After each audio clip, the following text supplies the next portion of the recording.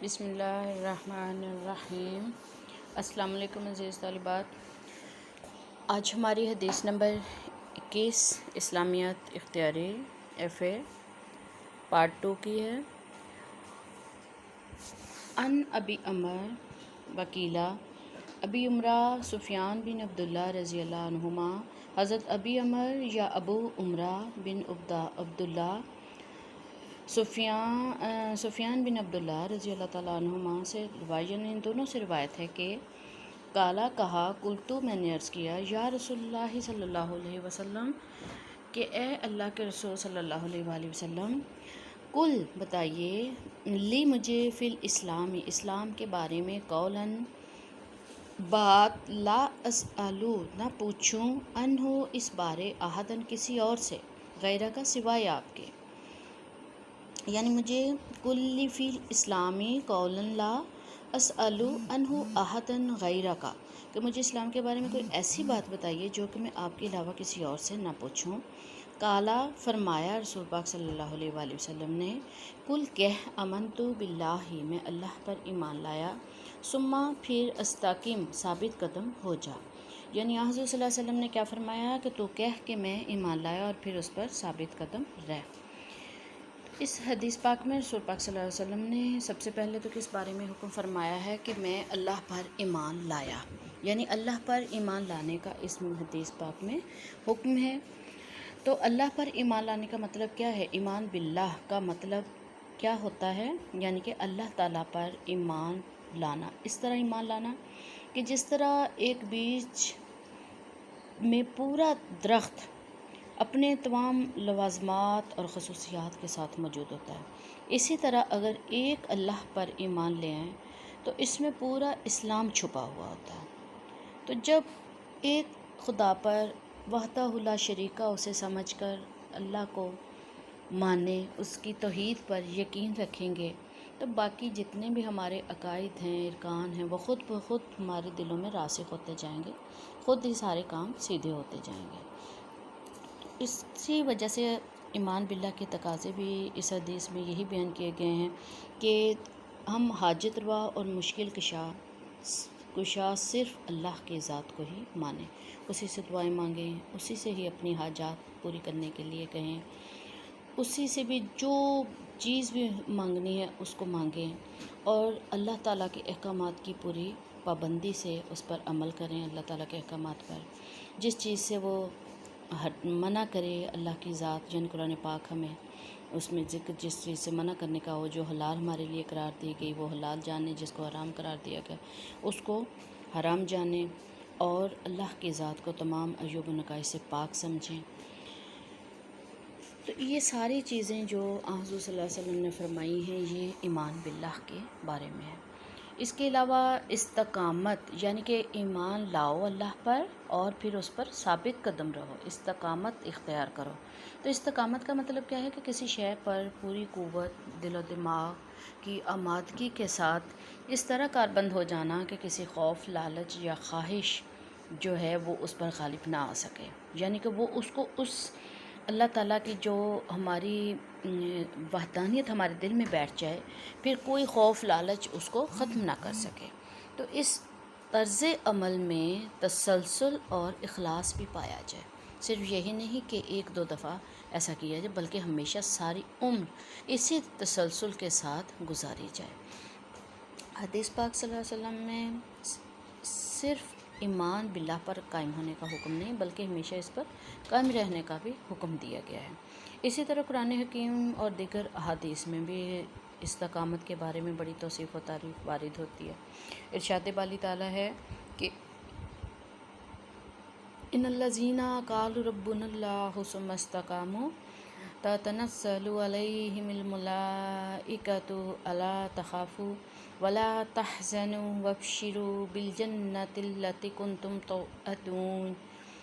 جن لوگوں نے اقرار کیا کہ ہمارا رب اللہ ہے اور پھر اس پر قائم رہے، ان پر فرشتے خوشخبری لے کر نازل ہوتے ہیں کہ خوف و غم نہ کرو بلکہ اس جنت کے ملنے پر خوش ہو جاؤ جس کا تم سے وعدہ کیا جاتا تھا۔ یہ سورہ سجدہ آیت نمبر 30 ہے۔ اس میں اللہ تعالیٰ کی استقامت پر قائم رہنے والوں کے لیے کس چیز کی خوشخبری دی گئی ہے؟ جنت کی خوشخبری دی گئی ہے۔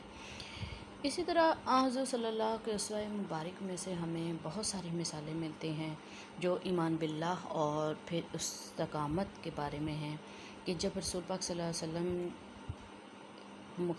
مکہ کے حالات ہم ان کے دیکھتے ہیں 13 سالہ زندگی کے، وہاں پہ جو نبوت کے بعد آپ صلی اللہ علیہ وسلم نے گزاری، تو اس میں جو حالات حضور صلی اللہ علیہ وسلم اور صحابہ کرام کے ساتھ کیے وہ سب کے سامنے ہے۔ سیرت النبی کی کتابوں میں بھری پڑی ہیں ان حالات سے، ان واقعات سے۔ تو جو ظلم کیے کفار نے، مشرکین مکہ نے، یعنی کہ وادی طائف کا جو سفر تھا اور جو لڑکوں کا اس باغ کے اندر حضور صلی اللہ علیہ وسلم کو پتھر مار مار کر لہو لہان کر دینا تھا، شب ابی طالب کا واقعہ وہ سب کے سامنے ہے، اس کی مظلومانہ قید، یا پھر غار ثور کی پرخطر راتیں اور بدر واحد کے مقابلے اور خندق اور حنین کے جیسے حالات۔ تو یہ ساری چیزیں جو ہمیں کیا ہے، حضور صلی اللہ علیہ وسلم کے ان سب کے واقعات کے درمیان میں حضور صلی اللہ علیہ وسلم کے جو اسوہ حسنہ تھا، کہ آپ صلی اللہ علیہ وسلم کو اس اسلام سے جو کہ آپ کے دل میں راسخ ہو چکا تھا، اللہ تعالیٰ پر جو ایمان آپ کے دل میں راسخ ہو چکا تھا، اس سے وہ ظالم کسی صورت بھی منع نہ کر سکے، کسی صورت بھی اس کو آپ کے صلی اللہ علیہ وسلم کے دل سے نہیں نکال سکے۔ اسی طرح پہلے جتنے بھی انبیاء گزرے ان سب کے ساتھ جو بھی حالات ہوتے رہے، ہر دور میں ہر نبی کے ساتھ ان کی جو بھی لوگ تھے اس وقت کے، انہوں نے انتہائی ظالمانہ سلوک کیے، لیکن اس کے باوجود ان کے دل جو تھے وہ ایمان سے نہیں پھرے اور اللہ تعالیٰ کی وحدانیت ان کے دلوں میں راسخ رہی۔ اسی طرح صحابہ کرام اور اہل بیت کا طرز عمل بھی یہی تھا۔ تو صحابہ کرام میں بھی جو بھی لوگ تھے، یعنی کہ اس میں اہل بیت بھی آ جاتے ہیں، اور جو یعنی وہ 10 صحابہ جن کو عشرہ مبشرہ کہا جاتا ہے وہ بھی اس میں شامل ہو جاتے ہیں، کہ ان کے اسی ایمان پر، ایمان باللہ اور استقامت کی وجہ سے ہی اللہ تعالیٰ نے انہیں اس دنیا کے اندر ہی جنت کی خوشخبری دے دی تھی۔ پھر اس کے علاوہ حضرت ابوبکر صدیق رضی اللہ تعالیٰ عنہ کا منکرین زکوٰۃ کے خلاف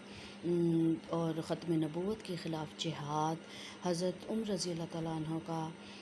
کیسر و کسریٰ کے خلاف جہاد، حضرت عثمان رضی اللہ تعالیٰ عنہ کی مظلومیت اور حضرت علی رضی اللہ تعالیٰ عنہ کی شجاعت و حکمت، سید الشہداء حضرت امیر حمزہ کی قربانی، یا واقع کربلا کی کہانی، یہ سب اپنے اندر ایمان و استقامت کا ہی درس لیے ہوئے ہیں۔ یہ سارے کے سارے جتنے شہید ہوئے یا جو بھی ان پہ تکلیفیں سختیاں آتی رہیں، وہ ایمان باللہ سے انہیں ہٹا نہ سکیں۔ تو یہ تمام مثالیں جو تھیں وہ رشد و ہدایت کی ابدی اور وہ روشن مثالیں ہیں کہ جس کی رہنمائی میں آج بھی اگر ہم مسلمان ان کے اوپر عمل کریں اور اسی یعنی جو ایمان باللہ اور استقامت کے تقاضے پورے کر رہے ہیں، تو آج بھی اسلام جو ہے ہمارا ویسا ہی ہمارے اندر ہماری اس اسلام کی روح ہونی چاہیے جیسے کہ اس وقت میں ان صحابہ کرام کے اندر تھی یا اہل بیت کے اندر تھی۔ تو یہ جو ہماری جتنی ایمان اور استقامت ہے، یہ ساری جتنی ہم نے مثالیں پڑھیں یا سنی، تو ان سب کے اندر کیا ہے کہ صرف استقامت کے مجموعے کا نام ہی دین ہے۔ ایمان باللہ اور استقامت اس پر اختیار کرنے کے مجموعے کا نام ہی دین اسلام ہے۔ جو بھی فرد یا معاشرہ دین اسلام کو بطور نظام حیات کے اپناتا ہے، پھر اسے دیگر اقوام سے نظام فکر و عمل کی بھیک نہیں مانگنا پڑتی، بلکہ وہ نور ایمان اور قوت استقامت سے پوری دنیا کو منور کر سکتا ہے۔ بلکہ وہ اپنے اس ایمان پر نہ کسی کے آگے ہاتھ پھیلاتا ہے، نہ جھولی پھیلاتا ہے، نہ بھیک مانگتا ہے، نہ کوئی بھی کسی قسم کی مدد مانگتا ہے کسی سے بھی۔ وہ صرف مانگتا ہے تو اپنے رب کی ذات سے اور پورے توکل کے ساتھ کہ اگر میں یہ کام جو بھی میرا رکا پڑا ہے یا جو بھی چیز کی مجھے محتاجی ہے، وہ میری محتاجی کو اللہ تعالیٰ کی ذات ہی پوری کرے گی۔ اس استقامت کے ساتھ جو بھی کوئی اپنی زندگی گزارتا ہے وہ دوسروں کے آگے ہاتھ پھیلانے سے بچ جاتا ہے، دوسروں کی محتاجی سے بچ جاتا ہے۔ تو اللہ تعالیٰ کی خوشنودی بھی اس طرح حاصل کر سکتا ہے اور آخرت کی اپنا انجام بھی آخرت کا اچھا کر سکتا ہے۔